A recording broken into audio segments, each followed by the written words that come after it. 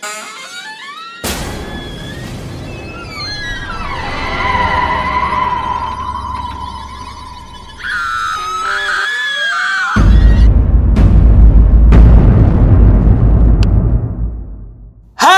kamu apa kabar? Pasti baik-baik aja kan? Kenalin, aku Elbrana. Beberapa saat terakhir ini banyak banget nih diperbincangkan tentang sebuah game keluaran terbaru berjudul Poppy Playtime. Ini merupakan sebuah game horror survival puzzle yang mengharuskan pemain untuk menyelidiki sebuah misteri pabrik mainan terbengkalai. Elbrana sudah pernah bahas tentang cerita seram Poppy Playtime ini pada video sebelumnya. Tap tombol di atas ya biar kamu nggak penasaran dengan kisahnya. Kali ini Elbrana akan menganalisis sebuah teaser chapter kedua dari game Poppy Playtime yang baru saja dirilis. Termasuk juga membeberkan beberapa teori dan fakta mengenai boneka Huggy-Wuggy ini. Seperti biasanya, seluruh bahasan yang ada di video ini murni dari hasil analisis pribadi dan juga dari fakta-fakta yang tersebar di internet. Aku tetap serahkan sepenuhnya ke kamu, boleh percaya, boleh juga tidak. Poppy Playtime merupakan game keluaran dari studio Mob Games yang dirilis pertengahan Oktober 2021 kemarin. Bercerita tentang tokoh utama yang mendapatkan pesan dari seseorang mengenai pabrik terbengkalai tempat ia bekerja dulu. Pabrik ini milik perusahaan Playtime Co., sebuah perusahaan mainan nomor 1 di dunia pada saat itu. Namun suatu hari ada sebuah insiden misterius yang membuat seluruh karyawan pabrik hilang tanpa jejak. Tokoh utama menerima pesan bahwa karyawan Playtime Co. masih ada di dalam pabrik, dan dari sinilah permainan pun dimulai. Tokoh utama memasuki pabrik itu untuk mengumpulkan petunjuk agar dapat menguak kebenaran mengenai perusahaan Playtime Co. itu. Satu persatu hal mengerikan terjadi, seperti boneka raksasa yang dapat bergerak, hingga mainan yang berbicara sendiri. Karena chapter pertama memperoleh feedback yang cukup positif dari gamer seluruh dunia, akhirnya pihak developer merilis sebuah video teaser untuk chapter kedua Poppy Playtime agar euforia game ini tetap terjaga. Nih, videonya tuh kurang lebih seperti ini.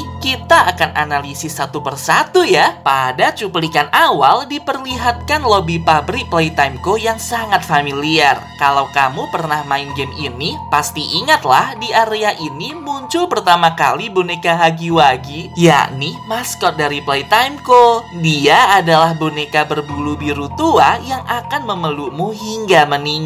Aduh, lihatnya aja Elbrana langsung merinding dong. Dalam teaser ini ada dua kemungkinan. Pertama, developer mencoba untuk memberikan kilas balik bagi pemain terhadap area-area apa saja yang telah dilewati sebelumnya. Atau kedua, bisa jadi akan ada sebuah pintu rahasia atau pintu tambahan yang mengarah ke ruang lain dalam pabrik ini. Wow, menarik banget. Jadi penasaran dengan level-level barunya nanti? Cuplikan beralih ke ruang produksi, tempat pertama kali pemain akan bertemu dengan boneka Huggy-Wuggy. Boneka itu masuk menyergap dan mengejar-ngejar tokoh utama. Sekedar info, mesin di tengah itu merupakan mesin produksi boneka massal yang diberi nama Make a Friends oleh sang direktur. Menurut Elbrana, cuplikan ini dapat berarti adanya boneka atau mainan baru yang akan tercipta. Ada tuh orang-orang yang berpendapat bisa jadi di chapter kedua nanti muncul sebuah karakter baru sebagai rekan dari Huggy-Wuggy untuk menyerang tokoh utama. Dia bernama Kissimisi, sebuah boneka berbulu merah muda yang nampak menjadi pasangan dari Huggy-Wuggy. Dia akan menangkapmu lalu menciummu hingga kamu mati.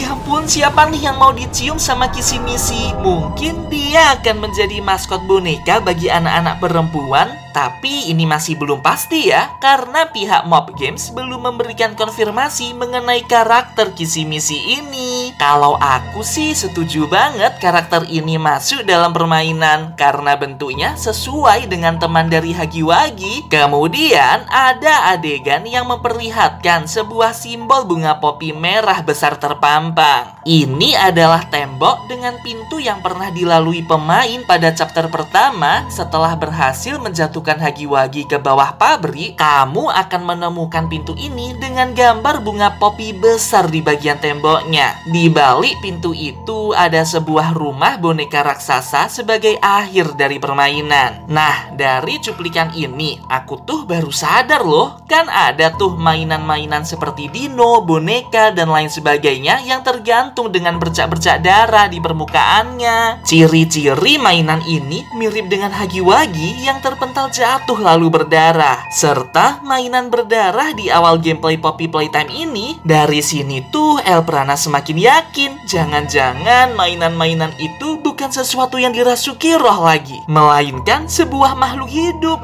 Atau yang lebih mengerikan, mereka semua adalah manusia yang diubah fisiknya menjadi mirip seperti boneka. Bukti lainnya nih, ada seorang pemain yang mencoba mendekati boneka Hagiwagi di lobi. Pas itu kan boneka ini belum bergerak. Dia liatin tuh terus-terusan.